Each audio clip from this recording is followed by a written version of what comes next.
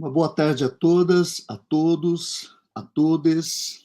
Sejam todos bem-vindos ao terceiro encontro do ciclo de palestras Assim Falava Zaratustra, parte 4, organizado pelo Grupo de Estudos Nietzsche, GEM, Núcleo UniOeste. O encontro ocorre presencialmente na UniOeste e é transmitido pelo canal YouTube do GEM.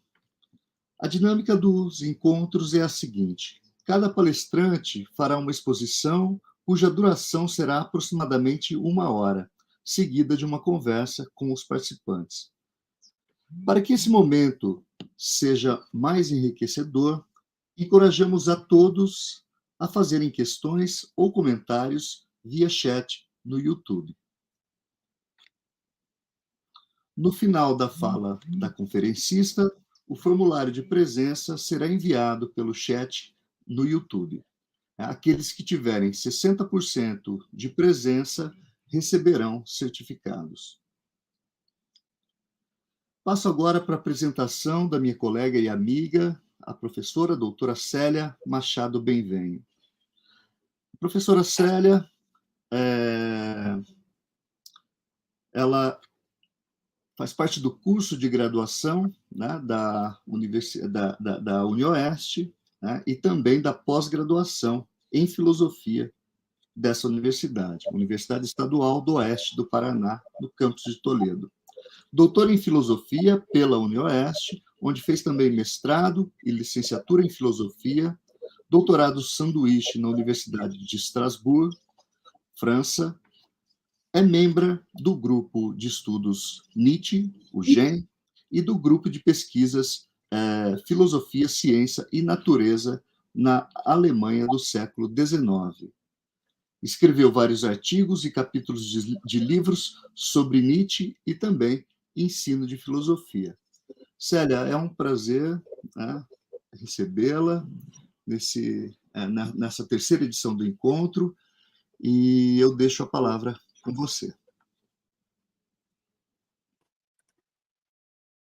Boa tarde a todos. Obrigado, Alexander, pela gentil apresentação. E na tarde de hoje, eu vou trabalhar com 4 discursos, e continuando o que a gente vem trabalhando até então, que nós vimos nos últimos 2 encontros, o quarto livro ele se estrutura e começa justamente em torno do encontro de Zaratustra com diversas figuras que o procuravam e julgavam, de início, encontrar o homem superior no próprio Zaratustra. E que, no decorrer da caminhada de Zaratustra, ele foi convidando essas figuras para se juntar a ele na caverna. Nos 9 primeiros discursos, então, vai sendo contados os encontros e o diálogo de Zaratustra com essas figuras, os peixes humanos que ele quer pescar. Cada qual mostra características presentes no homem e que devem ser superados para que seja possível o além do homem. Todos eles apresentam também uma certa descrição do tempo que, no decorrer dos diálogos, vai sendo interpretado por Zaratustra. Então, nós temos o adivinho, ou o anunciador do grande cansaço, os 2 reis e o burro, o asno, com o homem sanguessuga, ou o consciencioso do espírito, com o feiticeiro, com o último papa, com o mais feio dos homens, com o mendigo voluntário, enfim, com a o trabalho de hoje. Os discursos que trabalharei hoje, então, tratam do encontro de Zaratustra com essa última figura, a sombra, que aparece nesses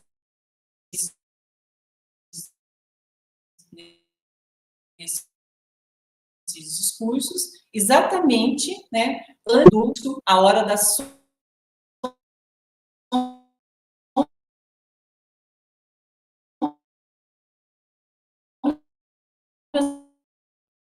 mais curtas, ou ainda a hora em que quase não há sombra, onde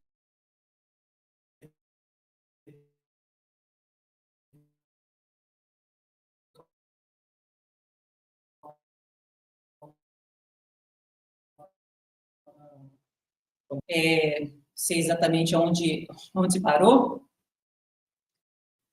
uma tarde de hoje. Então, ele vai tratar do encontro do Zaratustra com essa última figura, com a sombra.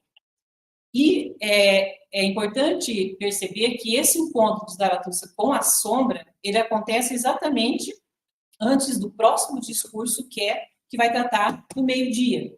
Ou seja, o exato momento onde as sombras são mais curtas ou onde não há praticamente sombra. Onde o instante e a eternidade se fundem. E após o acontecimento do meio-dia, que se dará nesse segundo discurso que eu abordarei, o Zaratustra, então, ele voltará para a caverna, e quando ele chegar na caverna, ele vai encontrar todos esses convidados, essas figuras que ele encontrou no decorrer da sua caminhada, né, a pescaria que ele foi fazendo durante esse caminhar, e ali, então, na caverna, vai acontecer os últimos 2 discursos que eu trabalharei. Vai tratar, então, que é o da saudação, e, por último, a última ceia. Começamos, então, com o discurso à sombra. É importante começarmos a falar logo de início no cerca do papel que a sombra ela ocupa em meio a esses outros visitantes, esses outros com quem o Zaratustra esteve, ou teve contato no decorrer da sua caminhada. Se a sombra, ela vai ocupar exatamente o mesmo espaço, o mesmo lugar que esses outros. A sombra aparece logo que Zaratustra assim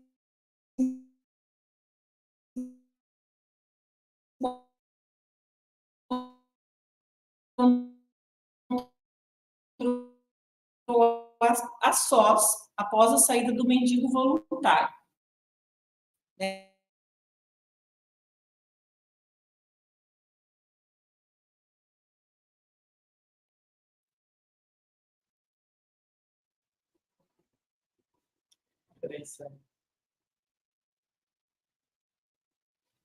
Vocês estão conectados na página? Ou pelo carro?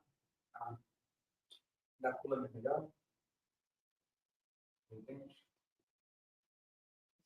Como que faz? Eu estou pensando em tirar a câmera, pegar a mão desfocada. Se você quiser conectar a coluna, eu consigo. Acho que agora voltou. Pode ir tomando isso. Muito bem, vamos lá. Estamos tendo um problema sério aqui de internet hoje. Bom, então, o discurso à sombra começa exatamente quando a sombra aparece, no momento em que o Zaratustra se encontra a sós, logo após a saída do mendigo voluntário. E a sombra grita atrás de Zaratustra: alto, Zaratustra, espera, sou eu tua sombra. Mas Zaratustra, irritado pelo movimento e junção de pessoas em seus montes, reclama por solidão. E diz: minha sombra me chama? Que importa minha sombra? Ela pode correr atrás de mim. Eu corro dela. E assim saiu, então, correndo o mendigo voluntário na frente, o Zaratustra logo atrás e sendo seguido pela sombra. No entanto, Zaratustra, dando conta de sua tolice, de fugir de sua sombra, para e a examina, assustando-se com a imagem da sombra, que mais parecia um fantasma, tão tênue, escuro, desgastado e oco. E questiona: quem és tu e o que fazes aqui? A sombra, então, se apresenta como um andarilho, tal como Zaratustra.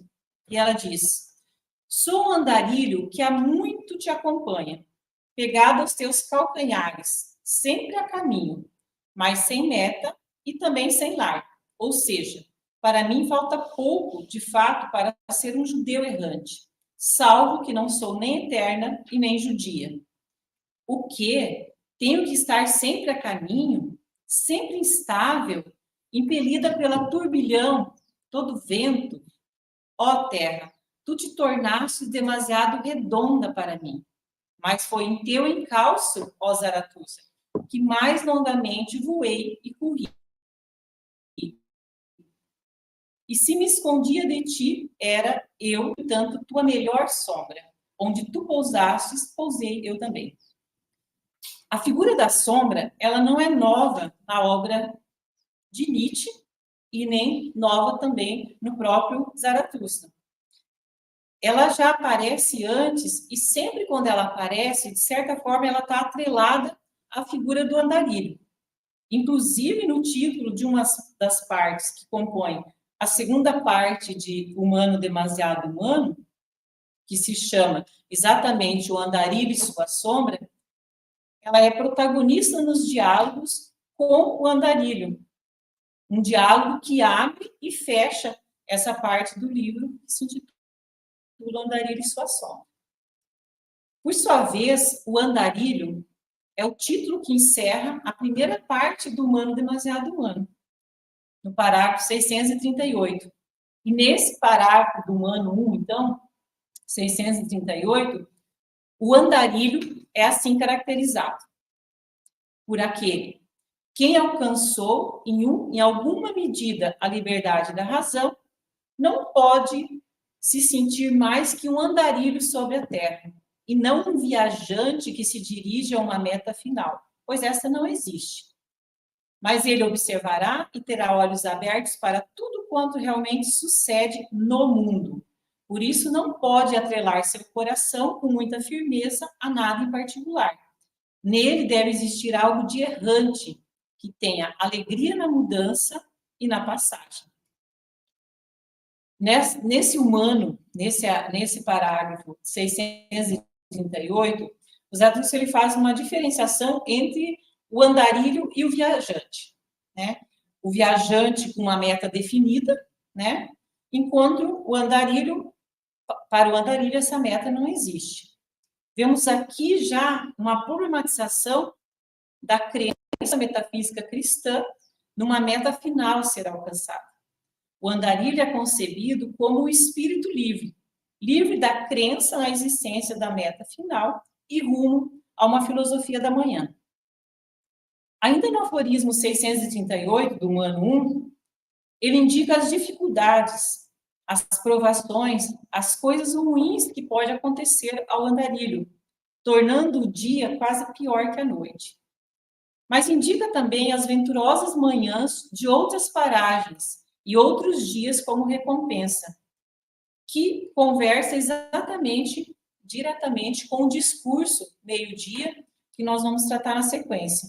E diz assim, no Humano: quando já no alvorecer verá, na neblina dos montes, os bandos de musas passarem dançando ao seu lado, quando mais tarde, no equilíbrio de sua alma matutina, inquieto passeio entre as árvores, das copas das folhagens lhe cairão somente coisas boas e claras, presentes daqueles espíritos livres que estão em sua casa na montanha, na floresta, na solidão, e que, como ele, em sua maneira ora feliz, ora meditativa, são andarilhos e filósofos. Nascidos do mistérios da alvorada, eles ponderam como é possível que o dia, entre o 10º e o 12º toque do sino, tem um semblante assim puro, tão luminoso, tão sereno, transfigurados. Eles buscam a filosofia da manhã. Então, nós vamos ver como essa referência que é feita no Humano 1 sobre o andarilho, como vai conversar diretamente lá com o discurso meio-dia, quando o Zaratustra, então, vai se livrar da sombra, como nós vamos tratar, e vai descansar junto às árvores, vai colher uvas. É uma citação bem semelhante ao que eu acabei de ler do Humano 1. Então, embora no Humano é citada essa filosofia da manhã, não é desenvolvido ali, né? Mas a gente já consegue entender como uma filosofia que pretende se afastar das concepções da tradição, né? Um alvorecer após a noite, uma filosofia que vai romper com as dualidades, aquela que acontece quando o dia caminha rumo ao meio-dia, um horário muito simbólico na filosofia do Nietzsche, e que, como veremos depois, será identificado como o passo necessário para o projeto de transvaloração de todos os valores. Será um ponto de suspensão atingido, por uma espécie de um clímax. Suspeita que leva a crer que é somente em um determinado instante, que será possível experimentar a transfiguração dos elementos, de maneira a restituir ao dia a sua condição de luminosidade e brilho, ou seja, retirar as sombras. Zaratustra, quando desce da montanha, no prefácio da obra Zaratustra, ele também é identificado pelo velho santo como um andarilho, como alguém que mudou, que está em constante transmutação. O velho santo diz: chamava-se Zaratustra, agora está mudado. O próprio Zaratustra vai iniciar os seus discursos falando de transmutações, das 3 transmutações do espírito, camelo, do leão e da criança. E na abertura da parte 3 do Zaratustra, nós também temos um discurso intitulado O Andarilho, em que Zaratustra se apresenta como um andarilho e um escalador de montanhas, o anunciador do eterno retorno, que se prepara para assumir a sua tarefa de ser o mestre do eterno retorno. Nesse discurso, o andarilho, ele fala: segues teu caminho de grandeza, aqui ninguém te acompanhará furtivamente. Teus próprios pés apagam o caminho atrás de ti e acima dele está escrito impossibilidade. Mas é a sombra. Então, a sombra se apresenta como semelhante, se apresenta como um andarilho. Então, eu acabei de falar como um andarilho aparece em todas essas obras, tanto no Humano como no Zaratustra. E a sombra, então. Qual que é o papel da sombra? Então, no Humano 2, que eu acabei de fazer referência, na parte que se intitula O Andarilho e Sua Sombra, em que vai acontecer esse diálogo do andarilho com a sombra, tanto abrindo essa parte, como fechando, essa parte, ela começa com esse diálogo entre o andarilho e a sombra e também vai terminar. E nesse diálogo, não vou fazer a leitura dele agora, mas ele aparece alguns temas que serão importantes para a gente tratar aqui desse papel da sombra. Aparecem, por exemplo, temas como as oposições metafísicas, luz e sombra, claro e escuro. Há uma insistência de Nietzsche em assinalar o parentesco entre sombra e luz, inverter as oposições metafísicas, que nesse caso não significa só manter uma ou outra, ou privilegiar a aparência em vez da essência, mas de abolir essa diferença, como Nietzsche dirá mais tarde no Crepúsculo dos Ídolos.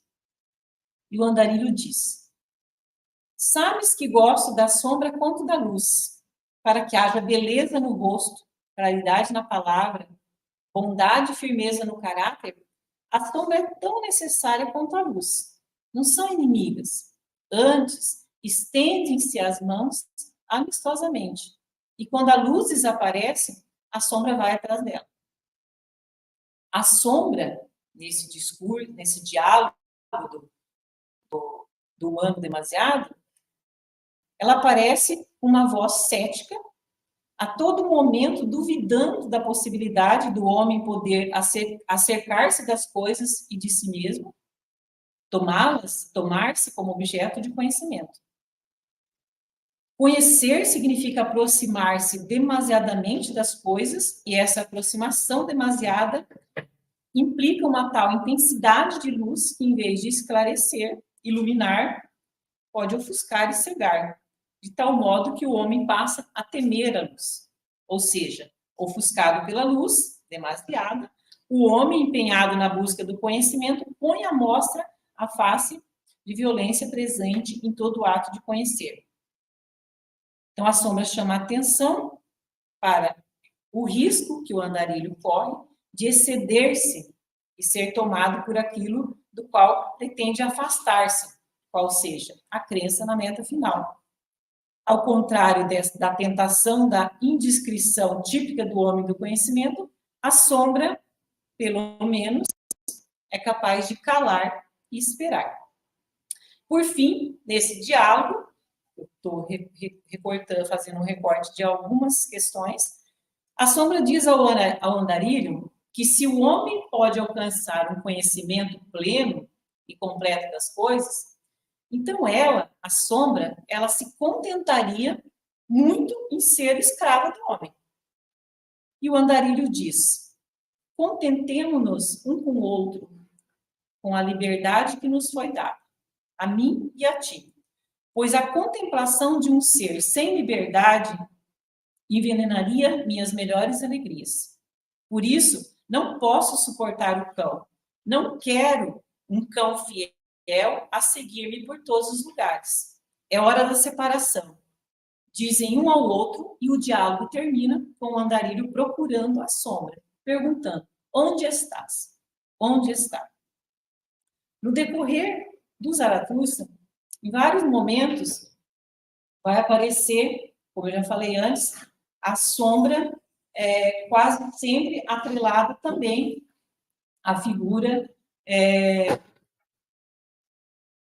do andarilho, assim como uma projeção de algo que está por vir, como, por exemplo, nas Ilhas da Bem-aventurança, Zaratustra 2, aparece assim: a beleza do super-homem veio até mim como sombra.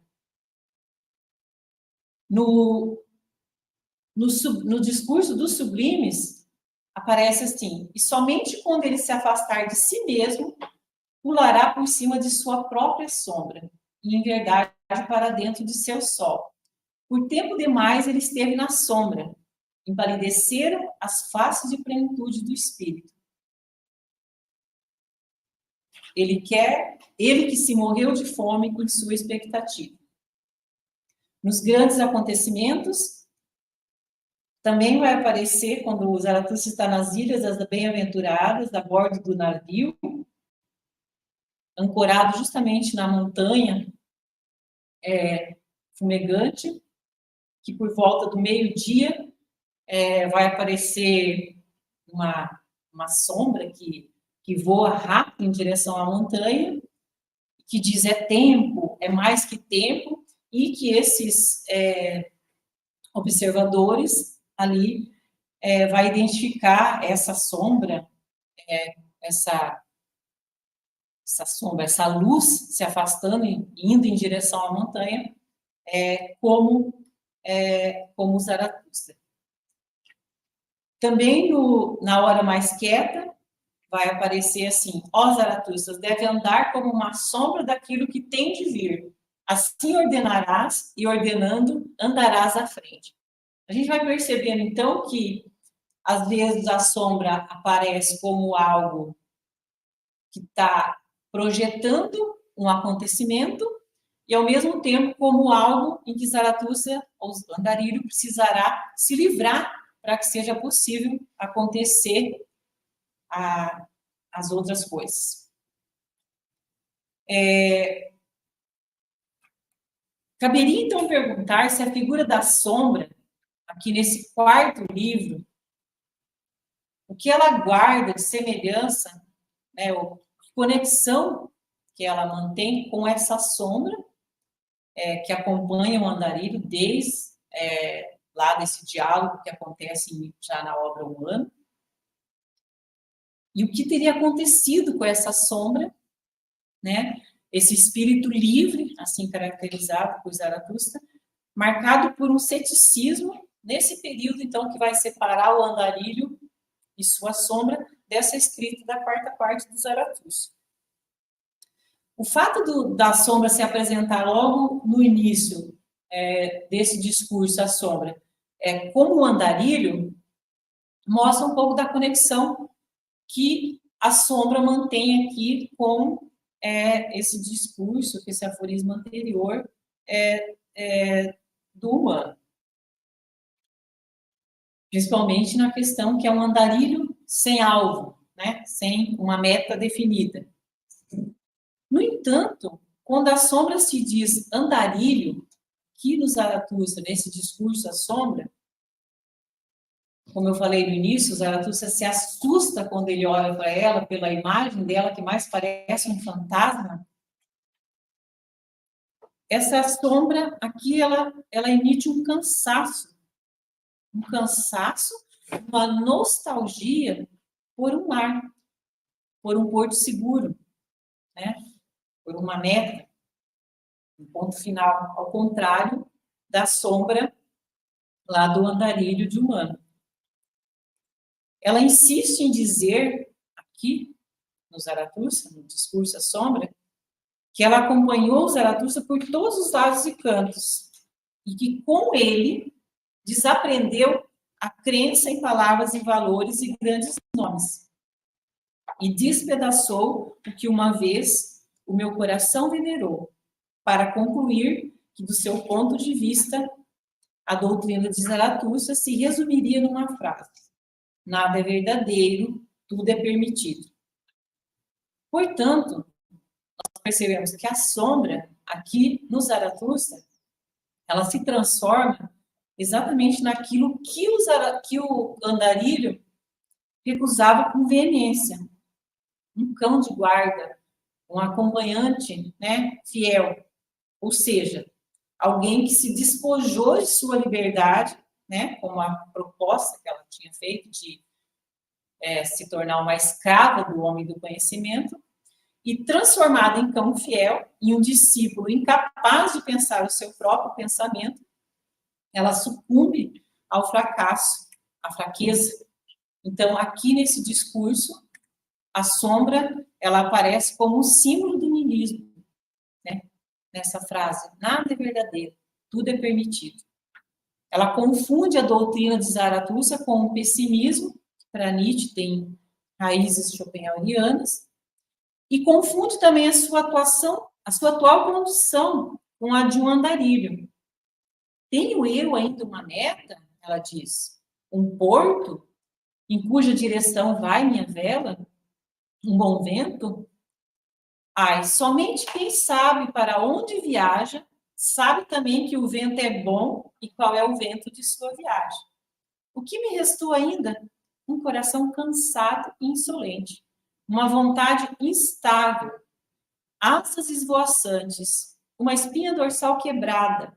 Essa procura pelo meu lar, ó Zaratustra, bem o sabes, foi minha tortura particular. Ela me devora. Onde está meu lar?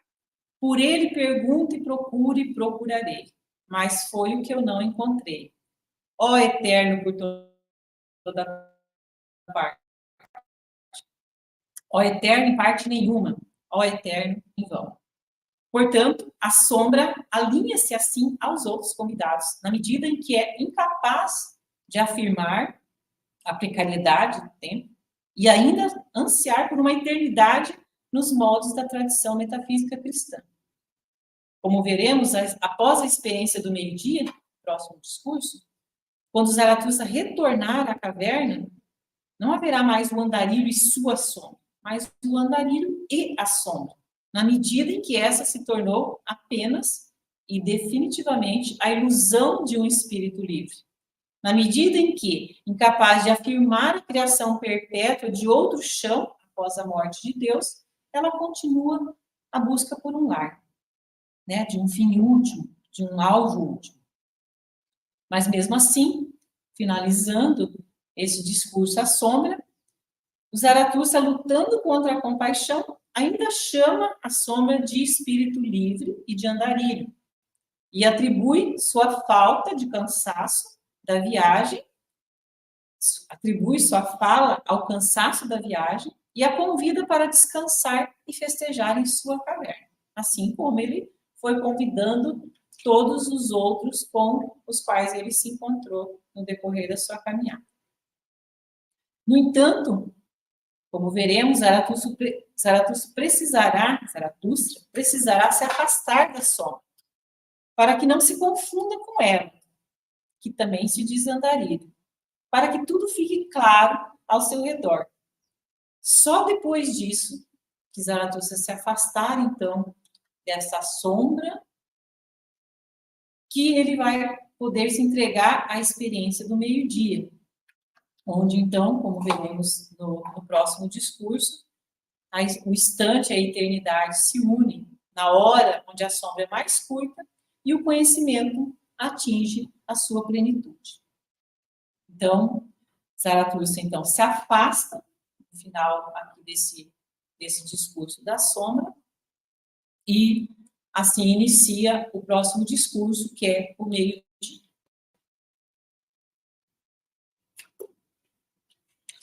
Então, Zaratustra se afasta da sombra, caminha por horas seguidas, na hora do meio-dia, quando o sol se encontrava sobre a sua cabeça, ele passou por uma árvore velha, retorcida e nodosa, com parreiras ao seu redor, que lhe oferecia lindos cachos de uva. Se deitou junto a essa árvore, nessa hora do perfeito meio-dia, do momento em que quase não se tem sombras, e dormiu. E ao adormecer, falou ao seu coração: silêncio, silêncio. O mundo não se tornou perfeito nesse instante? Mas o que acontece comigo? Como um vento gracioso dança, invisível, sobre o liso e polido mar, leve, leve como uma pena. Assim dança o sono sobre mim. Como se alonga fatigada minha alma singular, o anoitecer de um sétimo dia chegou justamente ao meio-dia. Já demasiado tempo andou, bem-aventurada, por entre coisas boas e maduras. Então, a alma singular, fatigada, cansada das longas viagens dos mares incertos, se encosta e descansa nessa terra fiel, confiante, expectante e ligada a ela, a terra, pelos mais suaves fios. O tempo voou embora, ele diz. Estou caindo no poço da eternidade. E nesse quase todo esse discurso do meio-dia, está essa conversa, então, do Zaratustra com ele mesmo, com a alma dele. E, de repente, ele diz: levanta, tu dormioco, tu que dormes ao meio-dia. Muito bem, vamos, velhas pernas, é tempo e mais que tempo, ainda vos resta boa parte do caminho. Quanto tempo ainda levarás para acordar por inteiro? Mostrando novamente esse caminhar, né? Esse caminhar sucessivo, onde no decorrer dele vão acontecendo essas superações, essas pequenas mudanças. Deixa-me, disse a alma, o mundo não se tornou perfeito nesse instante? Né? Repete. Ó áurea e redonda esfera, o mundo se tornou perfeito nesse instante, leve como uma pena, áureo e redondo ar. Então, essa noção de meio-dia, se a gente voltar um pouco nos escritos nietzschianos, ela começa a aparecer justamente no período da primavera, do outono de 1881, não por coincidência, ligada intimamente ao eterno retorno e Zaratustra, né? E nesse aforismo, nesse aforismo que é 11.195, o título Meio-dia e Eternidade nada mais é do que o título provisório, né, da obra que mais tarde vai se chamar assim, falava Zaratustra. Então, a hora do meio-dia implica uma outra concepção de eternidade, que é da eternidade do instante, uma eternidade que afirma o passar do tempo, que não constitui, como na tradição metafísica cristã, um ultrapassar o tempo ou um vigar-se do tempo. Então, a gente viu no todo o livro 3, em que Zaratustra vai fazer o anúncio do eterno retorno, todo esse livro 3 vai trabalhar a concepção de eterno retorno, que é justamente essa nova concepção de tempo aqui, que não é mais esse tempo linear, esse tempo progressivo, como pregado pela tradição cristã e platônica, né, metafísica. A perecibilidade, a precariedade não será mais uma infidelidade ao tempo. A perecibilidade é agora uma eterna intensidade, na medida em que a experiência do meio-dia é, ao mesmo tempo, uma experiência de ausência do tempo e experiência de eternidade. Em outras palavras, a experiência da mais absoluta perecibilidade, do mais absoluto vir a ser. A superação das sombras, enquanto sinônimo da dualidade de mundo, só ocorre com o evento do meio-dia, caracterizado, então, como um instante da mais curta sombra. Suplantadas as dualidades, aniquilado o mundo verdadeiro, instaura-se o meio-dia, libertando o vir a ser desse caráter, né, errôneo de aparência. Nesse sentido, não é de se estranhar que a hora do meio-dia não só conjugue o fim do mais longo eu, a supressão do mundo verdadeiro e de suas consequentes dualidades, mas também a hora em que se dá o apogeu da humanidade. Justamente o próximo passo para os acontecimentos futuros. O meio-dia nada mais é do que a compreensão de que o mundo verdadeiro, a dicotomia entre o mundo sensível e suprassensível, a oposição entre homem e mundo, não passa de uma invenção humana, que agora já não tem força para nada e, portanto, quer ser aniquilada. Cabe a Zaratustra a tarefa de levar a humanidade a essa suprema tomada de consciência, a essa nova experiência em que não só se experimenta uma nova forma de vida, como também deseja-se viver uma e outra vez mais essa vida eternamente. Então, somente agora, depois de instaurado o meio-dia, que a personagem pode empreender a tarefa de estabelecer esse novo solo, a partir do qual será possível criar novos valores, proceder à autossuperação da moral, ou, se preferirmos, a transvaloração de todos os valores a ser efetivada no grande meio-dia. Instaurado o meio-dia, cabe, então, a Zaratustra empreender a tarefa, né, de anunciar, ou continuar essa tarefa de anunciar o além do homem, evidenciar a vontade de potência e vivenciar o eterno retorno do mesmo, a fim de que, ao final de sua tarefa, resplandeça um grande meio-dia, que será, então, o momento em que os homens se tornarão senhores de si mesmos, capazes de tomar as rédeas do destino em suas mãos, de criar novos valores. Então, tal filosofia, né, essa filosofia da manhã, não apenas pretende livrar o homem das garras da metafísica, da religião e da moral nihilista, mas, sobretudo, conferir-lhe a liberdade de criação de novos valores que estejam em consonância com o sentido da Terra. Esta é a razão pela qual o homem deve ser superado e, permanecendo fiel à Terra, deixar de acreditar em falsas esperanças supraterrenas, como já anunciado lá no prólogo de Zaratustra. Somente quando o homem perfizer a travessia, então, do niilismo, e mediante a experiência do eterno retorno, afirmar essa realidade do vir a ser, ele será capaz, então, de vivenciar sua vida plenamente. Somente assim, ele poderá libertar-se do nojo e das sombras que agora o assombram, do nojo e das sombras que agora assolam todos esses convidados de Zaratustra. Assim, enquanto o meio-dia, ao marcar o fim das dualidades mediante a reconciliação do homem com a natureza, reconquista o direito de criar por si mesmo, né? Enquanto o meio-dia possibilita que se alcance o novo começo, a roda a girar por si mesmo, o primeiro movimento, o grande meio-dia, então, efetiva esse anseio, efetiva a continuidade da criação e do aniquilamento nesse vir a ser.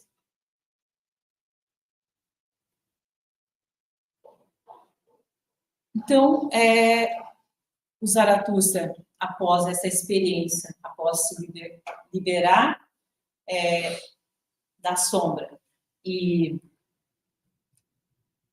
passar por essa experiência do meio-dia, então, dessa experiência sem sombra, ele retornará, então, para a sua caverna, onde acontecerá os outros 2 discursos que eu vou trabalhar agora, que é a saudação e a última ceia. Quando ele está retornando para essa caverna, a sua caverna, ele, de novo, ele volta a ouvir aquele grito de socorro que ele já ouviu lá no primeiro encontro que ele teve com o primeiro convidado. Eu esqueci o nome agora. O primeiro convidado dele. Pois eu acho aqui. O adivinho. Então, lá com o adivinho, cansado da vida, ele já escuta esse grito por socorro e sai, né? Sai em busca desse grito, sai em busca para ver quem está gritando por socorro. Quando ele chega perto da caverna dele, ele volta a ouvir esse grito, só que ele percebe que esse grito está dentro da caverna. E é um grito múltiplo, várias pessoas gritando, né? Ao mesmo tempo. E ele entra na caverna e acaba encontrando todos esses convidados ali, né? Tudo bem que ele convidou, né? Ele fez a oferenda do mel e convidou todos essas figuras que ele foi se encontrando e foram atraídas pela sua oferenda, pelos seus chamarizes, e ele acaba encontrando todas essas pessoas ali gritando por socorro. E após examinar cada um de seus convidados, o Zaratustra diz: ó desesperados, ó singulares, então foi vosso grito de socorro que eu ouvi? Agora sei também onde encontrar aquele que hoje busquei em vão, o homem superior. Em minha própria caverna ele está, o homem superior. Então a gente já veio discutindo isso nos outros encontros, nos outros discursos, que o Zaratustra está à procura desse homem superior. Um homem superior, no qual ele acreditava em que já estaria, já teria superado várias coisas e que poderia, então, prosseguir por esse caminhar, por essa afirmação, por essa afirmação do eterno retorno e que os continuadores e que iriam depois chegar até a transformação dos valores. Ele nota, no entanto, que entre eles não são companhias boas um para o outro. Os corações se contrariam e gritam por socorro. E ele diz: é preciso que apareça alguém que os faça rir de novo. Um alegre bufão, um dançarino, um pé de vento e doidivanas, um velho tolo qualquer. Zaratustra quer consolar desesperados e lhes oferece, então, a segurança de sua caverna. Estende-lhe a mão e seu amor e diz: este é meu reino e meu domínio, mas o que é meu deverá ser vosso nessa noite. Meus animais deverão vos servir. Que a minha caverna seja o vosso pouso. Em meu lar e morada ninguém deve se desesperar. Em meu território protejo cada qual de seus próprios animais ferozes. Então, até esse momento, Zaratustra, então, acreditava que, de fato, ele tinha encontrado esses homens superiores. Porém, após ele fazer essa afirmação, o rei da direita rompe o silêncio reinante e fala em nome de todos, dizendo em como essa saudação de Zaratustra os conforta a ponto de cessar todos esses gritos de socorro. Um bálsamo para os olhos e corações. E o rei da direita diz: Nada mais alentador cresce na terra, ó Zaratustra, do que uma vontade elevada e forte. Esta é a sua planta mais bela. Toda uma paisagem se revigora com uma única árvore dessa. Quem não subiria as elevadas montanhas para contemplar árvores assim? De bom grado, subiríamos as montanhas mais altas para ver isso. Ver o que torna claro os olhos turvos. Ele compara a árvore, então, o Zaratustra a um pinheiro, comprido, silencioso, duro, só, soberano, uma madeira boa e flexível, mas que com seus fortes ramos verdes estendidos para seus domínios. E diz, em tua árvore, refresca-se também o mais sombrio, o malogrado, e a tua visão, o instável, se torna seguro e obtém cura no coração. O rei da direita continua a dizer que se eles, desesperados, vieram até Zaratustra e eles os curou, isso é um indício, um presságio, que outros melhores estão a caminho. E ele diz, o último resto de Deus entre os homens. Todos os homens do grande anseio, do grande nojo e do grande facho. Todos os que não querem viver, a menos que aprendam a ter esperanças de novo. Que aprendam com Zaratustra a grande esperança. E nesse momento, então, o rei da direita pega as mãos de Zaratustra para beijar, e Zaratustra recua, assustado, calado, e volta a falar assim. Vós podeis ser homens superiores, mas para mim ainda não sois elevados e fortes o bastante. Suas pernas enfermas e franzinas indicam que querem ser poupados. Portanto, não servem para ser meus guerreiros. Também não sois para mim bem-nascidos e bonitos o bastante. Necessito espelhos puros e limpos para meus ensinamentos. Em vossa superfície se deforma a minha própria imagem. Zaratustra, então, passa a apresentar uma série de características desses homens superiores ali presentes, que indicam que eles ainda não são esses elevados e fortes que ele estava procurando, que daria continuação ao seu projeto. E ele fala, vocês ainda carregam fardos, reminiscências, anões ruins, plebe, muita coisa torta e deformada. E ainda precisam trilhar um grande caminho.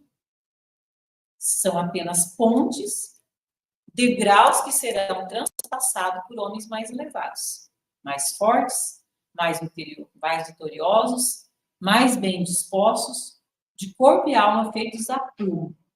Visões leões deverão vir do além do homem. E esses, ele diz, esses seres, esses homens mais elevados, não são esses homens anunciados pelo rei da direita. Os homens do grande anseio, do grande nojo, do grande fácil. O resto de Deus. Zaratustra diz, não, 3 vezes não. Então, o niilismo presente, né, esse cansaço de vida, esse niilismo presente, pode levar a este grande cansaço, a esta não vontade de não mais querer, de não mais criar. A vontade, que Zaratustra está falando, a vontade de potência, ela deve ser libertadora, ela deve ser um querer que liberta. E Zaratustra finaliza antes de se calar. Vocês ainda não ouviram falar nada de meus filhos que estão a caminho daqui? Essa viva plantação, essas árvores de vida da minha vontade e da minha mais alta esperança? De vossa semente homens superiores. Talvez nasça um dia um autêntico filho e consumado herdeiro para mim, mas disso ainda está longe. O homem superior deve ser cultivado para que seja possível o além do homem. Tipo forte, afirmativo e dionisíaco. Então, chamando a atenção que eles ainda é preciso um longo caminho ainda para que eles possam, de fato, afirmar o eterno retorno e proceder, né, realizar essa transolação que é o projeto. No prólogo, ele já falava: vede, eu vos ensino o além do homem. O além do homem é o sentido da terra. E o homem é uma corda atada entre o animal e o além do homem. Uma corda sobre um abismo. Então, para redimir a vida, a terra, não basta viver na esperança do homem futuro. Nessa esperança que eles mesmos depositaram no próprio Zaratustra. Só a afirmação do tempo passado é que poderá afirmar o passar do tempo. Como isso é possível? Uma nova visão do tempo que supere, então, essa posição passado-futuro existente na ideia de irreversibilidade do tempo, responsável pelo cativeiro da vontade. Redimir o tempo significa, então, deixar de pensar o passado como irreversível, imutável e imediato. Então, essa vontade afirmativa, essa vontade criadora, que ainda é preciso, né, que esses homens superiores prossigam e realizem.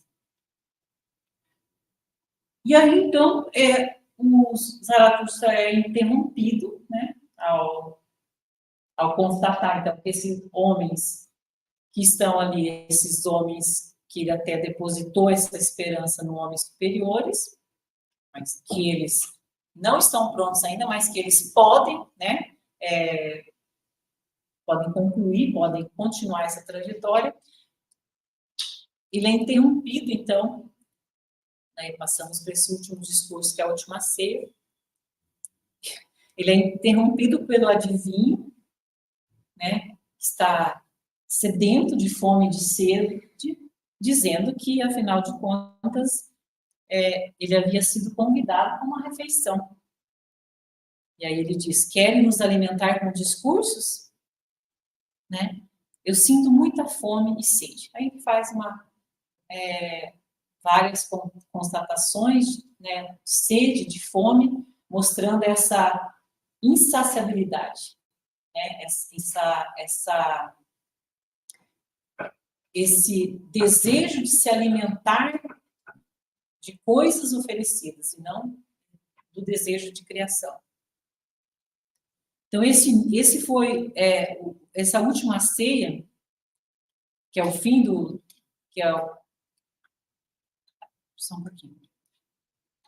O fim desse capítulo da última ceia, eu vou começar ele pelo fim, foi o início daquela longa refeição que nos livros de história é chamada Última Ceia, mas nela não se falou de outra coisa a não ser o homem superior. Então, após essa reclamação do adivinho, vai acontecer todo o preparo da ceia, em que vários vão contribuir com o que tem e com o que é possível ter na caverna.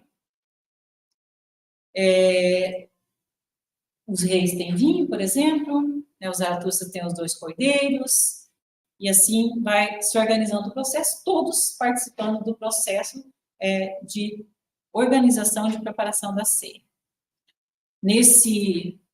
Nessa preparação, o mendigo voluntário, então, vai se opor tanto à carne como ao vinho e a todos os temperos que são propostos para temperar essa carne, e vai dizer, brincando: escutai esse comilão de Zaratustra, as pessoas se retiram para as cavernas e altas montanhas para fazer refeições assim? Agora entendo seus ensinamentos, que louva a pequena pobreza e quer suprimir os mendigos. Zaratustra lhe responde: fica de bom ânimo, tal como estou. Permanece com teu costume, ó homem excelente. Moe teus grãos, beba tua água, louva tua comida, se ela te faz contente. Eu sou uma lei apenas para os meus, não sou uma lei para todos. Mas quem estiver comigo deve ter ossos fortes e também pés ligeiros. Deve ser animado para as guerras e festas. Não ser um ser sombrio, não um sonhador. Tão disposto para o que for mais difícil como para a sua festa. Inteiro e sadio. O que há de melhor pertence aos meus e a mim. E se não nos é dado, nós o tomamos. Ele diz: o melhor alimento, o céu mais puro, os mais fortes pensamentos, as mais belas mulheres. A esta fala de Zaratustra, o rei da direita comenta: estranho, alguma vez já ouviram coisas tão sagazes da boca de um sábio? E, na verdade, isso é o mais estranho num sábio, ser também sagaz e não ser um asno. Nessa fala, nesse momento, o asno, né, ali presente, comenta maldosamente com Iago. Busquei um pouco sobre o papel do asno. Tem um artigo do Salaquarda que fala uma investigação sobre o papel do asno nessa quarta parte do Assim Falava Zaratustra. E ele diz assim: Zaratustra não é um asno, não apenas porque é sábio, mas também porque, além disso, também é esperto. Como já foi visto no Etiom, o próprio Nietzsche se compreende como um anti-asno por excelência. Porque ele tem o espírito, ele jamais se torna estúpido. Se antes designar seu filho Zaratustra como sábio, no Etiom, procede de igual modo com relação a si mesmo, atribuindo simultaneamente sua sabedoria e sua boa constituição fisiológica inata e herdada. Isso deixa claro que, se ele se destaca da multidão, se alinha com os até então bem constituídos e fortes, sua autêntica marca com relação também a esses últimos se manifesta somente no grupos de capítulos escrito em Etiômo, porque sou tão esperto. Trata-se do conhecimento e aplicação dos meios e comportamentos que contribuíram para que ele não permanecesse, como os até então fortes, na perspectiva de um impulso dominante, que se consumisse a seu serviço. Nesse contexto, Nietzsche discute questões de clima, nutrição, leitura, hábitos. Em resumo, todos aqueles conhecimentos que até então foram negligenciados em favor de preceitos morais insignificantes neles mesmos. Os únicos conhecimentos em que a sua opinião pode garantir que o bem constituído possa dominar-se e dirigir-se, isto é, dominar e dirigir a multiplicidade de seus impulsos fortes. Então, o anti-asno por excelência exclui de si toda forma de estupidez da convicção e serve-se dela no cálculo de sua esperteza, mas não cai mais vítima dela. É isso justamente o que Nietzsche tem em vista ao fazer o rei dizer que Zaratustra não é um asno. O esperto Zaratustra sabe não apenas para si mesmo o que lhe é a cada vez prejudicial ou conveniente. Ele pode até mesmo aconselhar os outros, como, por exemplo, na orientação que ele fez para o mendigo voluntário. Né? Procure estar, né? Controle seu ânimo, procure estar de bom humor, tudo que eu acabei de falar, na recomendação que ele faz para o mendigo solitário.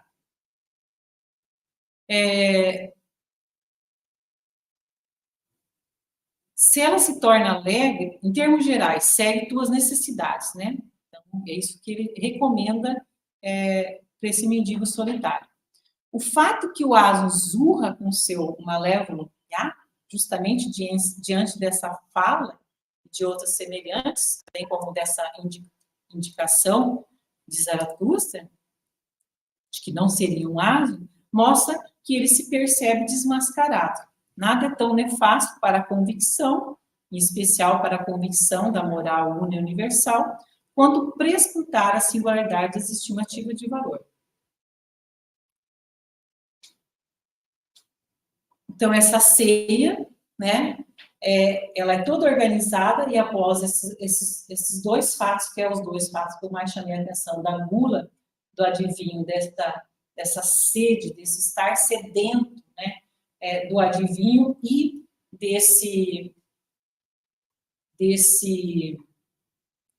dessa, certa forma, reação do mendigo voluntário ao se opor ao que é oferecido naquele momento.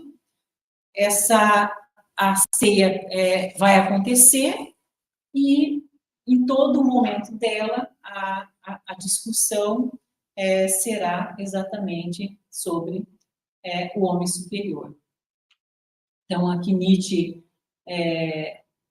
nesse discurso, ele confunde de propósito as referências, fala de muitos livros de história, né, joga com a narrativa bíblica da última ceia, e, no entanto, na verdade, é uma preparação, porque determina mais alguns passos, e é uma preparação para o próximo discurso, que vai ser só sobre o homem superior. Então, assim, eu encerro essas indicações de uma leitura para podermos discutir a sequência. Obrigada. Bom, gostaria de agradecer e parabenizar a Célia pela exposição, né, pela exposição do texto, e gostaria de também convidá-los a colocar as suas questões, né, aos espectadores, que coloquem as suas questões no chat, né, que eu projeto aqui para a professora Célia. Temos alguma questão já? Acredito que ainda não, né?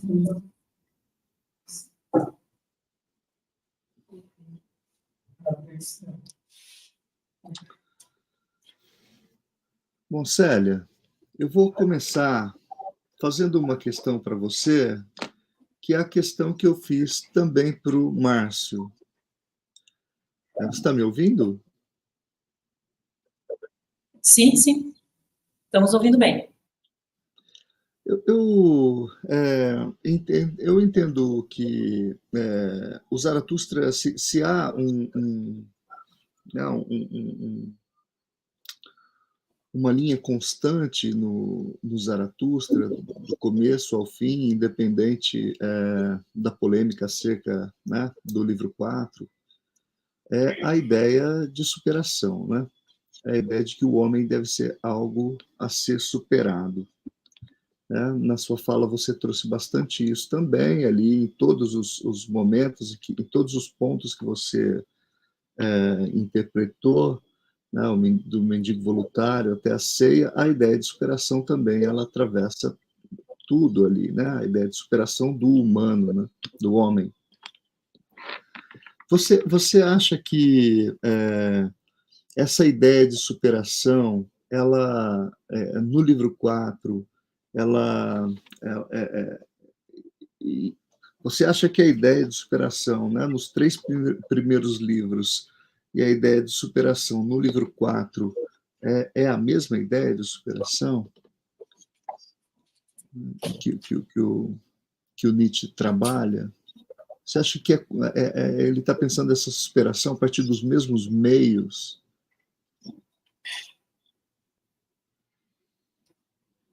Não sei se eu entendi a tua pergunta direito, mas eu percebo que até no livro 3,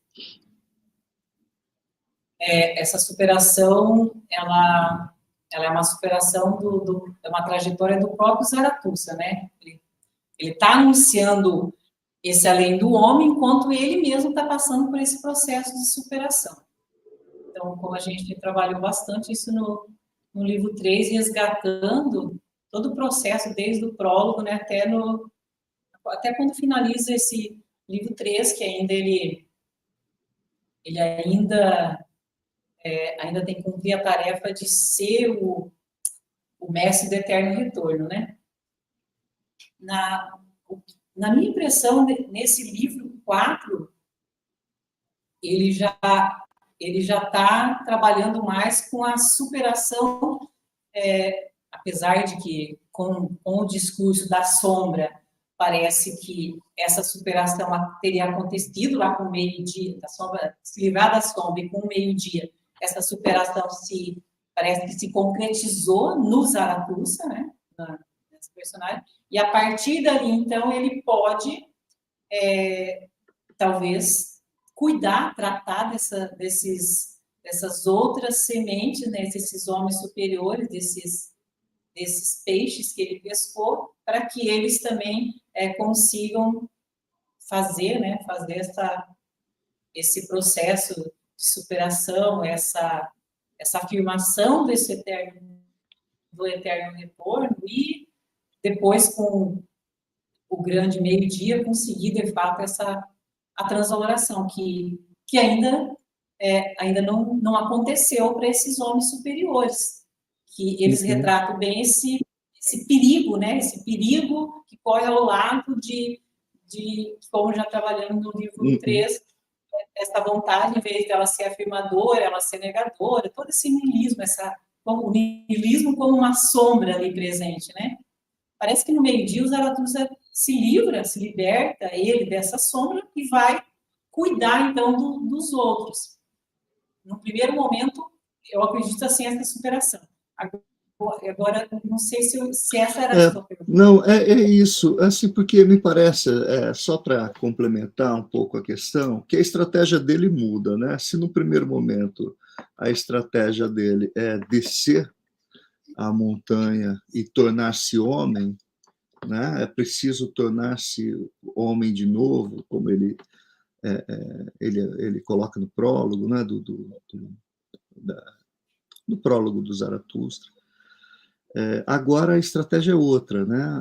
Ele não quer mais, vamos dizer assim, ele não quer mais levar aos homens o seu mel, mas ele quer usar o seu mel para fisgar alguns homens, né? Não todos, né? Não é o humano universal que se trata mais, mas é alguns tipos que, nessa sua peregrinação, agora, na sua montanha, e não mais no declínio, que ele vai fisgando, né, na sua pescaria, né, esses vários tipos que ele vai encontrando em torno da sua caverna. Né? Então, em função disso que eu penso, será que a mesma ideia de superação se mantém nessa primeira investida do Zaratustra e nessa segunda investida do Zaratustra? Mas eu concordo com você, eu acho que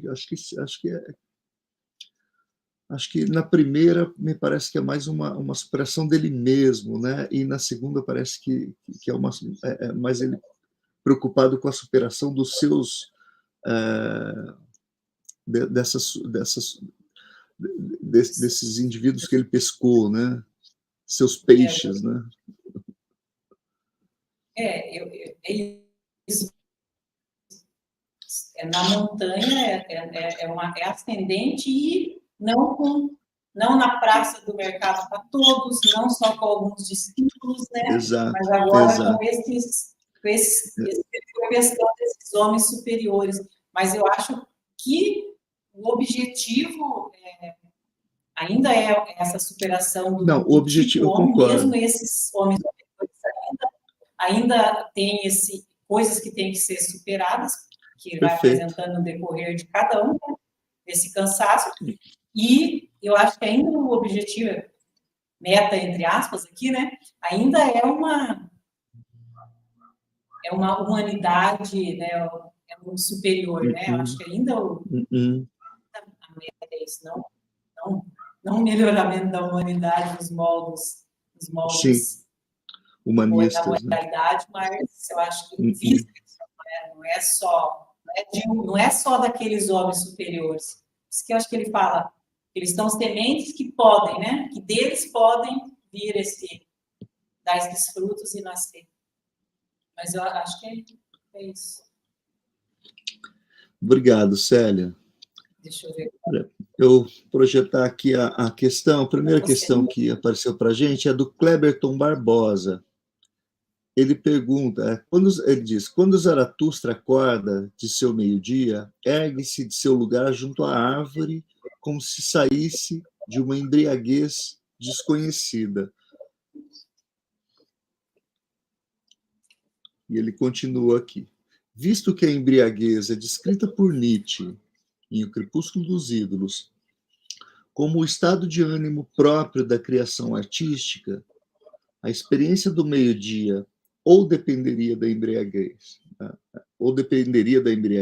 e continua ainda, de modo que uma nova percepção do tempo seja também uma relação entre tempo e arte, como criação constante. Você quer que eu leia de novo? Ficou confuso? Se você puder, tem como colocar. Olha, tudo, né? que a questão é longa. Quando Zaratustra acorda do seu meio-dia, ergue-se de seu lugar junto à árvore, como se saísse de uma embriaguez desconhecida. Visto que a embriaguez é descrita por Nietzsche em Crepúsculo dos Ídolos como o estado de ânimo próprio da criação artística, a experiência do meio-dia seria, ou dependeria da embriaguez, de modo que uma nova percepção do tempo seja também uma relação entre tempo e arte como criação constante?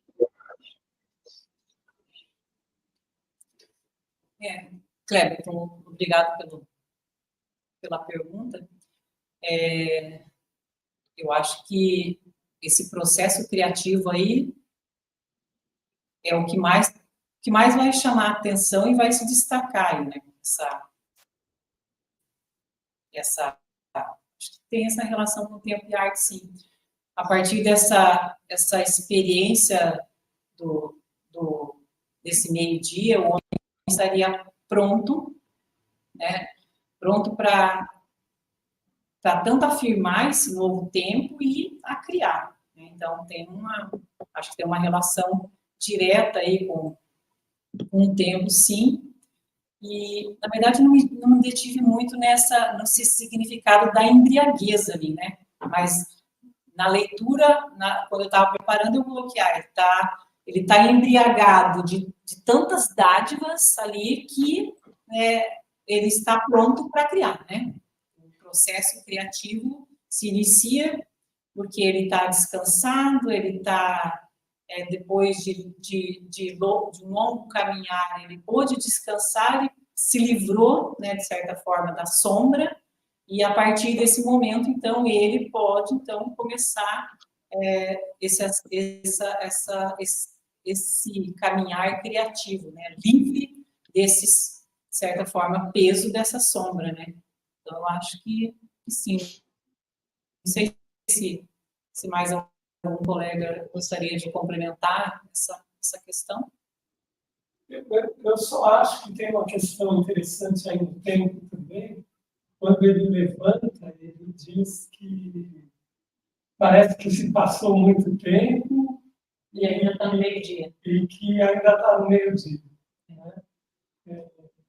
Eu acho que aí tem duas linhas interessantes. Né? Primeiro, a manutenção do meio-dia, né? Ou seja, a manutenção da rejeição da sombra, né? De se eliminar a sombra, na chave que você falou, né?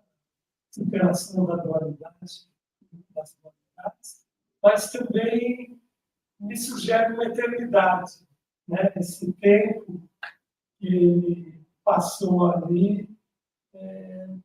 Eu falo, cair na eternidade. Cair na eternidade.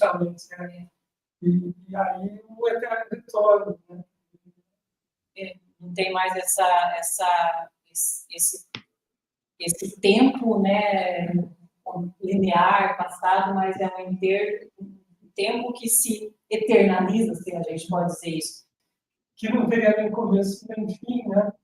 não teria começo nem fim, e uma coisa que você falou que é importante, dessa manutenção do meio-dia, que não basta só ter se ligado da sombra, não basta só a experiência do meio-dia, vai precisar um outro passo ainda para a questão para criar, né, a transão horária, para a afirmação total do eterno.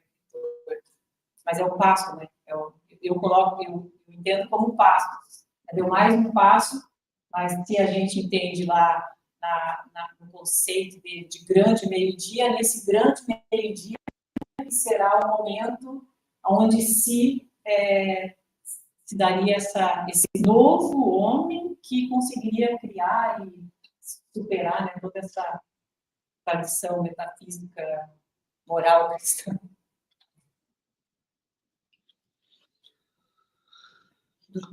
Eu gostaria de lembrar os participantes que o link para a presença, né, do Google Forms já foi disponibilizado e está aí no chat do YouTube, tá? A professora Grace disponibilizou. Célia, eu não tinha visto antes daquela pergunta, o Tiago Vieira havia feito uma pergunta, vou projetar ela agora para você, tá? Será que Caverna de Zaratustra, ocupada pelos homens superiores, poderia ser lida como uma alusão ao si mesmo de Zaratustra, homem no interior do qual estariam todos eles? Obrigado, Célia, sempre bom ouvi-la.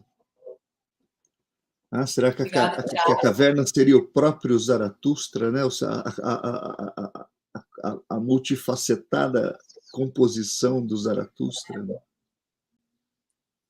Tiago, obrigado pela pergunta. Bom revê-lo, mesmo que assim.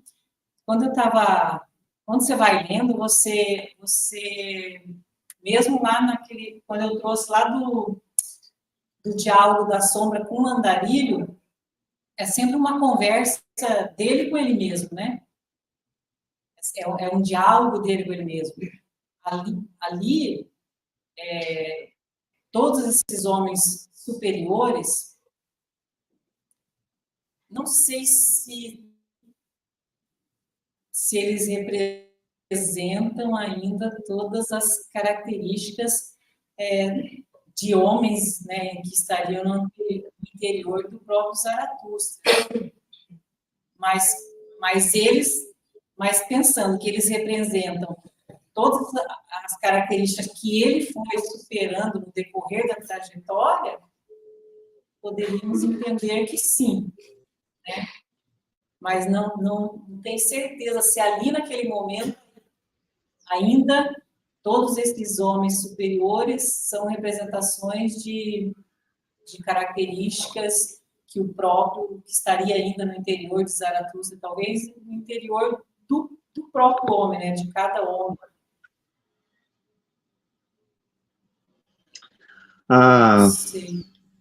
A imagem da caverna ela é muito interessante, né? Porque é uma imagem também filosoficamente rica, né? Já que talvez tenha mesmo como foi dito já aqui, eu acho que num dos primeiros encontros, se eu não me engano, na fala do Wilson, né? De uma certa alusão com a caverna platônica, né? Só que, ao contrário da caverna platônica, onde os habitantes da caverna são convidados a saírem, né? Ali o Zaratustra convida, né, esses tipos a entrarem na sua caverna, né? Então, é realmente uma imagem muito interessante e que daria margem para muita conversa, muita interpretação.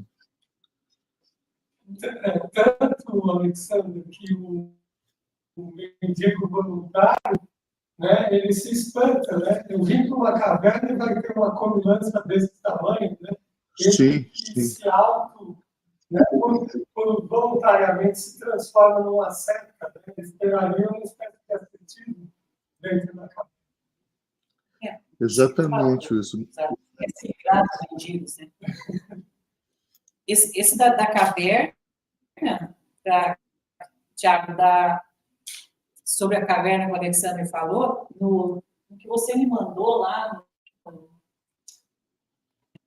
léxico, que era, você tinha um léxico de Nietzsche, lá ele mostra a presença da sombra, no caso, né, que a gente pode relacionar aqui a sombra com, no caso, a caverna, como esse diálogo também com a caverna do Platão, e no próprio humano, deixa eu ver se é no Andarilho, quando ele termina,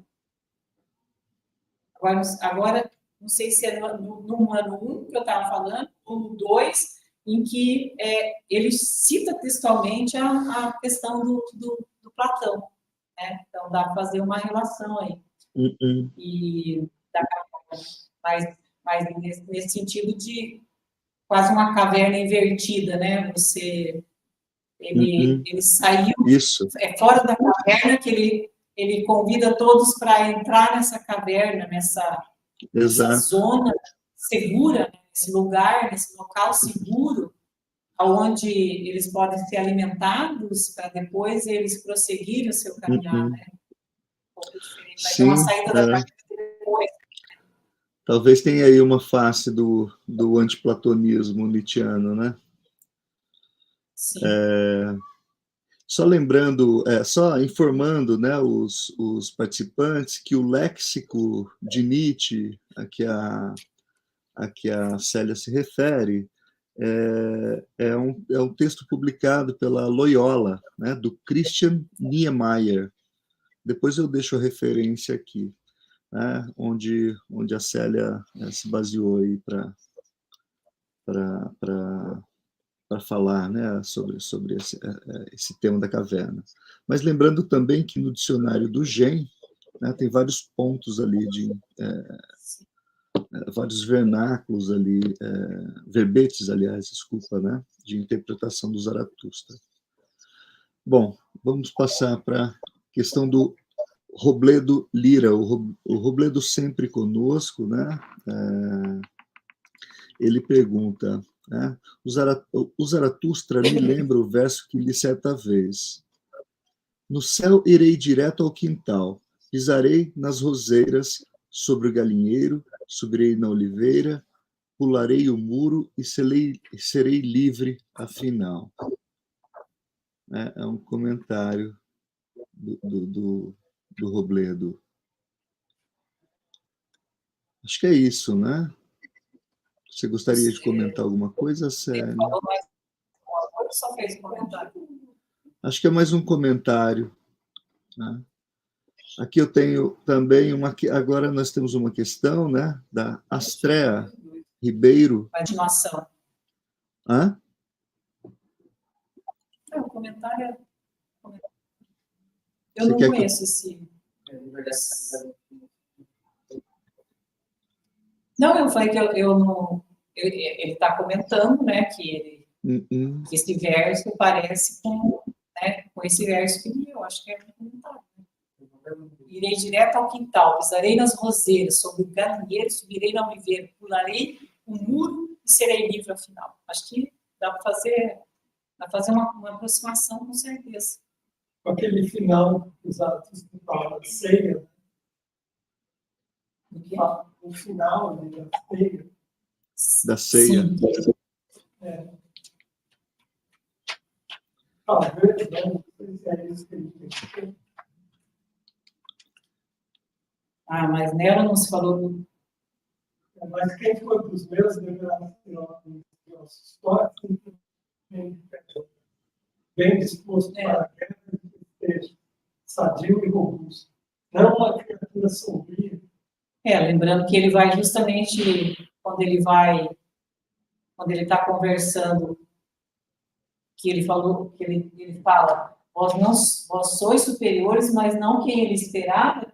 É justamente porque todos esses homens superiores se apresentaram a eles, estão cansados, estão sombrios, não é o que ele estava esperando, né?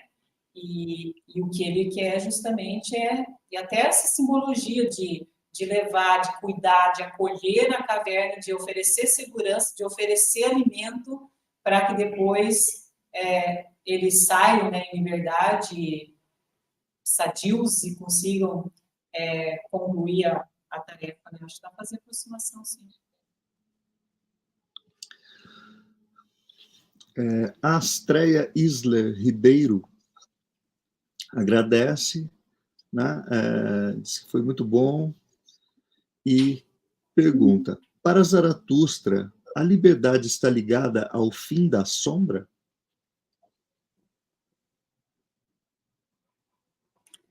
Você viu que quando eu trabalhei lá no humano,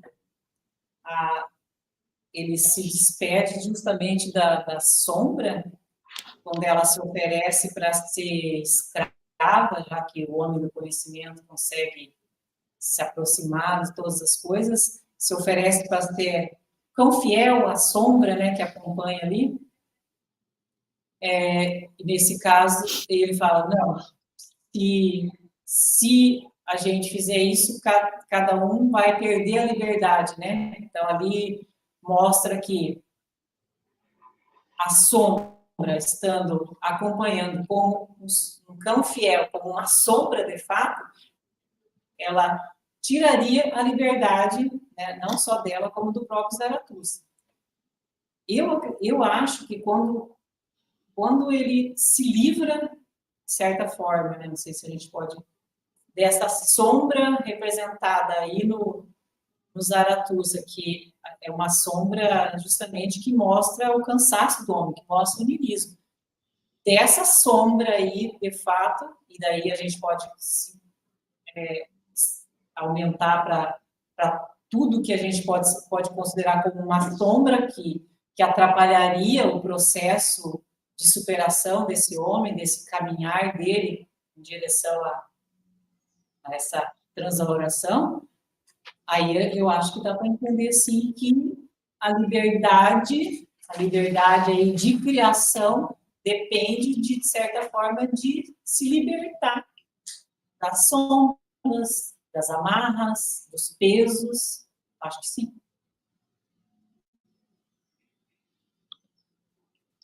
Mais uma pergunta. O Newton Amusquivar te parabeniza, diz que foi uma ótima aula, e gostaria de perguntar se a recusa da carne que o mendigo voluntário faz pode se relacionar com a aproximação com os animais.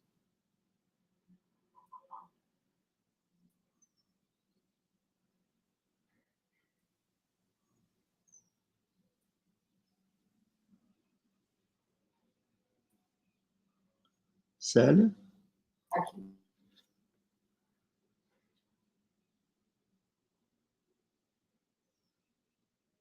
Nossa, travou, Alexandre. Imaginei. Você quer que eu leia de novo a questão? Está aqui na tela, deixa eu ver. Gostaria de perguntar se a recusa da carne que o mendigo voluntário faz pode se relacionar com a sua aproximação com os animais. Obrigada pela questão. Eu não pensei nisso. Quando eu estava, o que será que ele recusa, né? O cordeiro, tempero vai ser usado no cordeiro. Não sei, vocês chegaram a pensar sobre isso? Eu não pensei.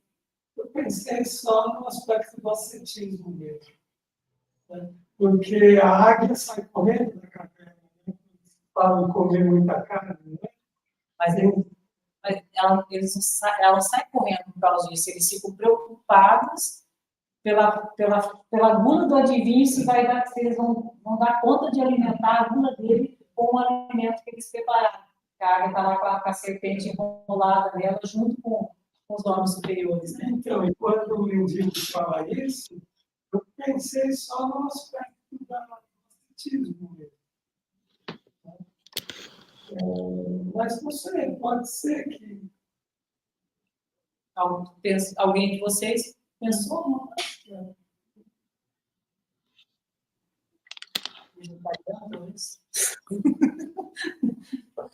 Eu confesso também que eu não consigo agora pensar nessa relação, mas pode ser.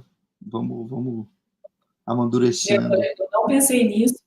Você pensou alguma coisa, Newton?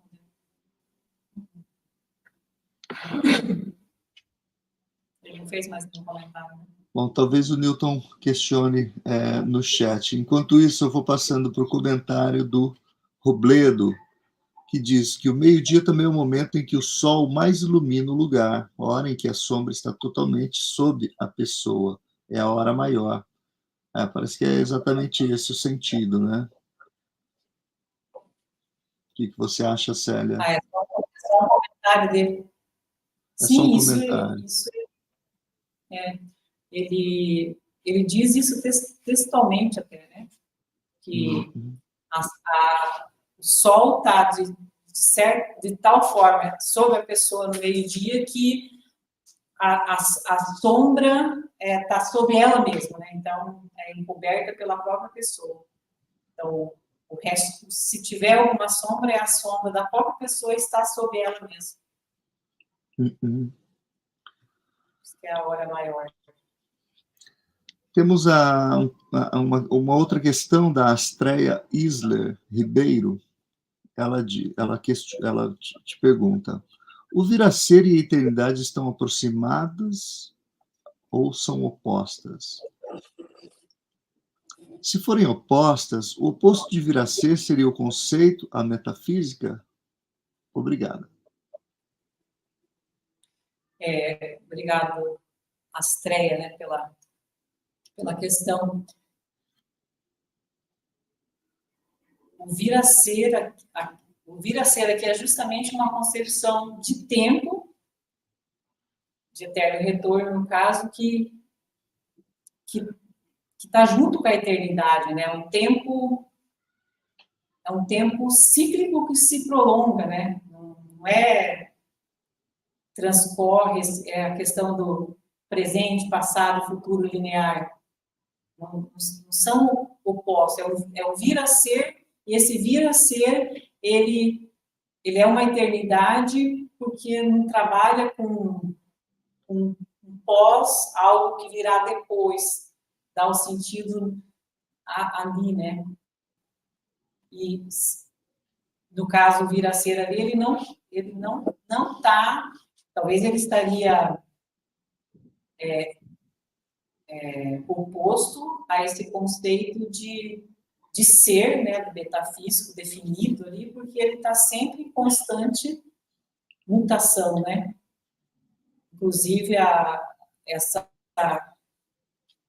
transmutação, essa mutação é uma da característica que eu acabei esquecendo de falar antes, que é o que caracteriza esse andarilho, né? Falei sim, quando eu falei do prólogo, né, que o Velho Santo diz que o Zaratustra, né, esse que voltou mudado, né, modificado. Então, é um constante vir a ser, é um eterno vir a ser. Então, não é oposto. É oposto, sim, ao conceito desse tempo, né, metafísico, linear, teleológico, progressivo, é contra esse tempo. Então, o eterno retorno é uma outra concepção de tempo, né, que é tudo trabalhado nesse livro terceiro, simbolizado pelo anel, cíclico, não é um tempo linear. Eu acho que são duas concepções de eternidade distintas, né? A concepção de eternidade ligada ao eterno retorno e uma concepção de eternidade ligada, por exemplo, às doutrinas da vida eterna ou da imortalidade da alma, por exemplo, como a doutrina cristã, né? Então, nós temos duas concepções de eternidade que são distintas. Uma eternidade, um tempo que se repete, a outra uma eternidade que está mais próxima de uma sucessão sem fim de tempo, né? Eu acho que seria... Aí, nesse sentido, seriam opostas, né? Nesse sentido, sim.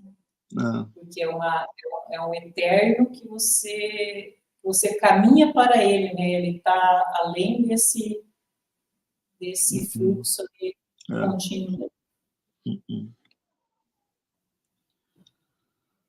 Temos mais um comentário aqui do Robledo também. A imagem da caverna também remete à casa primeira, Saímos de uma caverna e sempre voltamos a ela quando nos voltamos a nós mesmos, né? Ainda sobre o tema da caverna, né? Robledo, isso remete bastante a essa questão dessa superação do homem, desse tornar-se que tu és, se livrando de tudo aquilo que não é, né? Aquilo que não é seu, aquilo que você foi recebendo, né, de toda essa tradição. Então, esse tornar que tu és exige, no primeiro momento, se livrar daquilo que você não é. Um processo de autoconhecimento, você liberar, se limpar de tudo que não é do homem, né? E resgatar esse homem com o sentido da terra, essa valorização do corpo, do terreno. Eu acho que é nesse sentido, sim. Eu não sei se tem alguma pergunta aí entre os participantes presenciais. Tem algum? Tem alguma questão aí? Eu ia falar da caverna, já perguntaram. Você ia pedir o quê da caverna? Não, mais ou menos. Acabou de ser. O Newton, ele adiciona aqui um pouco daquela interpretação, né, que ele fala do mendigo voluntário, ele ser apresentado no entorno ali das vacas, né? Acho que pode... mesmo. Essa possibilidade dos animais. Né? Acho que você tem razão nesse sentido. Eu voltei a ler os discursos anteriores, porque justamente o mendigo voluntário é o que foi expulso ali pelo Zaratustra logo no início, né? E aí ele fala mesmo da questão da vaca, pode ser essa compaixão pelos animais mesmo. Acho que é algo a ser explorado. Pode ser. Também acho. O Alexandre está trabalhando os animais, a temática dos animais, o que você acha? Pois é, eu acho que sim, acho que agora com esse comentário dele me pareceu bem interessante essa perspectiva, né? Pode ser sim. A compaixão com os animais, assim como a compaixão com qualquer outra, qualquer outro ser, qualquer outro animal, né? O animal humano como o animal não humano, é algo a ser superado, né? Então, tendo o mendigo aí inserido nessa ideia de superação, pode ser que seja essa a sua, né, uma das suas condições para a superação, superar essa sua compaixão em relação aos animais, talvez. Bom, o Douglas Cavalcante, né, também traz aqui uma questão. O eterno retorno do meio-dia poderia se aproximar do eterno retorno da diferença interpretado por Deleuze, como possibilidade de sempre ser a abertura para superar o retorno da sombra. Eu lembro que, acho que é aquele artigo do John, né, que a gente trabalhou, que ele faz justamente uma crítica à concepção do eterno retorno do Deleuze. Mas eu não saberia responder com propriedade aqui exatamente da questão do... Acho que não, né? Porque tem toda uma crítica a isso, mas essa outra parte de se é eterno retorno, se essa sombra também não vai retornar, se tudo não vai retornar, e é o que a gente trabalhou, então sempre precisa de novo estar afirmando, né? Não sei se vocês quiserem falar um pouco mais. Não saberia responder com propriedade. No livro, é claro que o pequeno também retorna, né? O passivo também retornaria, né? Mas no quarto não precisa pensar um pouquinho mais. Né? Porque o quarto você projeta no tornar um encontro, né? No grande meio-dia. O meio-dia é uma etapa, né, para esse grande meio-dia, né? Mas esse meio-dia também retornaria. Também seria o eterno retorno do meio-dia. Eu arriscaria dizer que ele reencontraria internamente os homens superiores do jeito que...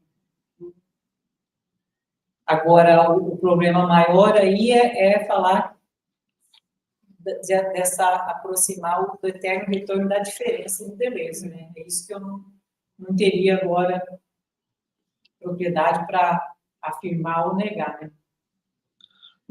O eterno retorno do mesmo e o eterno retorno da diferença, né?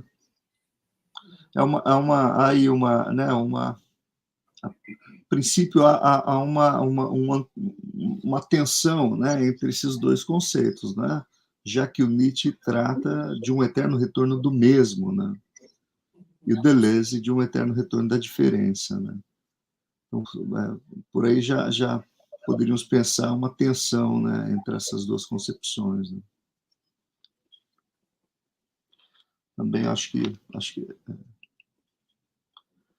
não seria a mesma coisa que... Ficar devendo.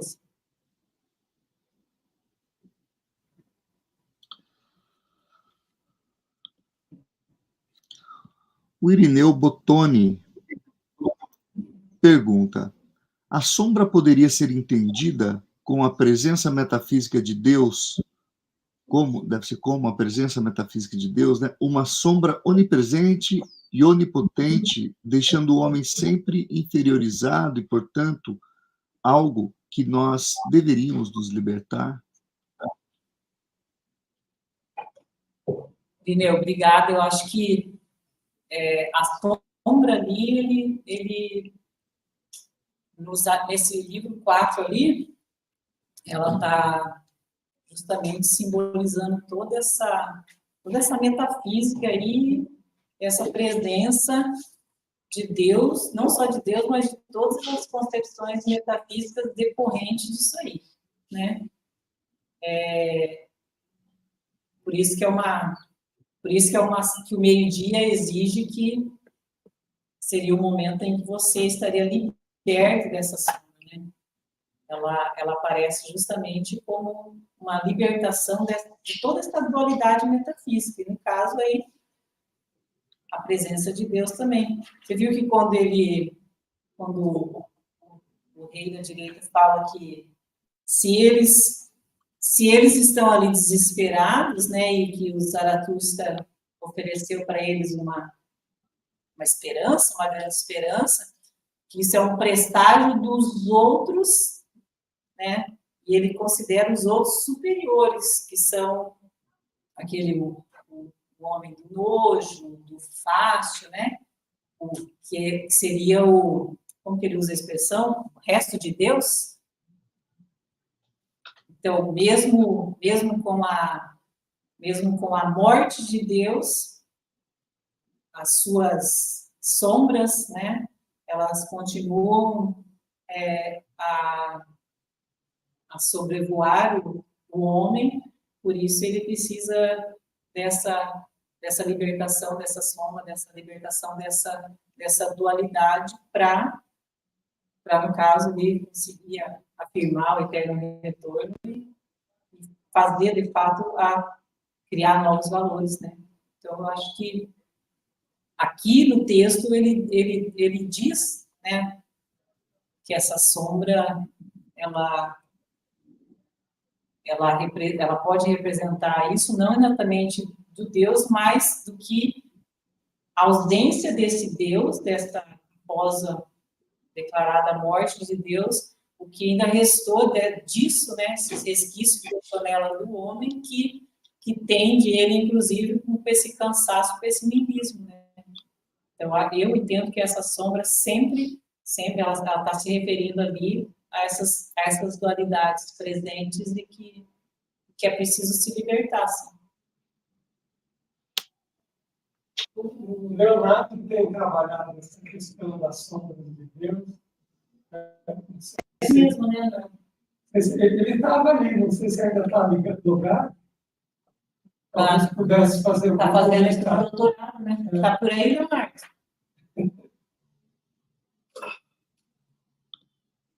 Eu vi o Leonardo por aqui. É quase que a sombra, que a presença dessa sombra de Deus é tão onipotente, tão opressora como a figura do próprio Deus, né? Mesmo depois de decretada sua morte. Só para lembrar, né, retomar a questão do Newton, sobre os animais, né, na cena do mendigo, né, ele diz, não seria essa compaixão aos animais a ascese do mendigo? Eu tendo a interpretar assim, Newton. Eu tendo a interpretar assim, né? E ao mesmo tempo é uma condição a ser superada, né, em direção ao tornar-se o que se é, né? Bom, acho que são essas as questões. Célia, não temos mais questões, não sei se aí, no ambiente presencial, tem alguma questão, mas do chat aqui acabaram. Eu gostaria de lembrá-los, né, para assinar a lista de presença que está aí no chat, a professora Grace disponibilizou aí no chat, quem não assinou, então, portanto, assine. E se não tivermos mais questões, poderíamos encerrar. Alexandre, Hã? só gostaria de agradecer a presença de todos, né? Agradecer as diversas questões que apareceram, e aí a gente gostaria de convidá-los também para o nosso próximo encontro, que é no dia 15, né?